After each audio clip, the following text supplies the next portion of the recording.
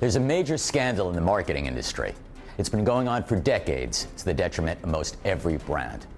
I'm talking about companies ignoring the 50-plus market, or the so-called silver economy.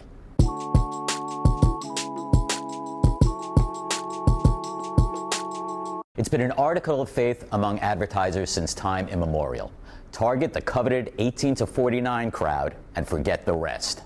For the most part, advertisers have it in their heads that once people get in their 50s, they're set in their ways and can never possibly change the toothpaste they use, the car they drive, or the vacations they take. And frankly, I don't get it. I'm just one person, I know, but I do know that when I was in my 30s, I had more disposable income than I did when I was in my 20s, and when I was in my 40s, I had more disposable income than I did when I was in my 30s. And with the passage of time, I could say unequivocally that I've always changed brands when it comes to stuff you need and even stuff you want. Nevertheless, when I turned 50, it was as if Madison Avenue was telling me it didn't really want my business anymore. The attitude that brands have toward the silver economy is utterly counterproductive.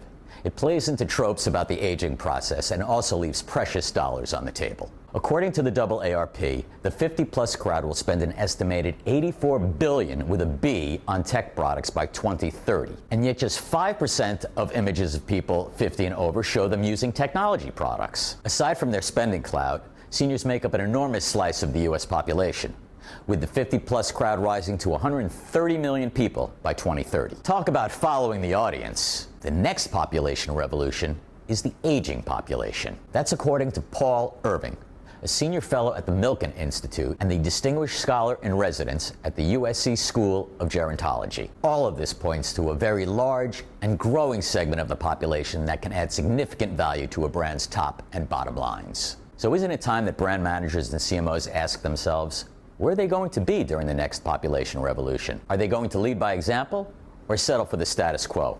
Can they even afford that? A reset is desperately needed, as there's a trove of data for marketers to justify ratcheting up their consumer engagement efforts when it comes to seniors. The only thing brands are currently lacking is the will. And the longer brands wait to embrace the silver economy, the more potential revenue is lost, and the more brands will seem out of touch. For the A&A Champions of Growth podcast, I'm Matthew Schwartz.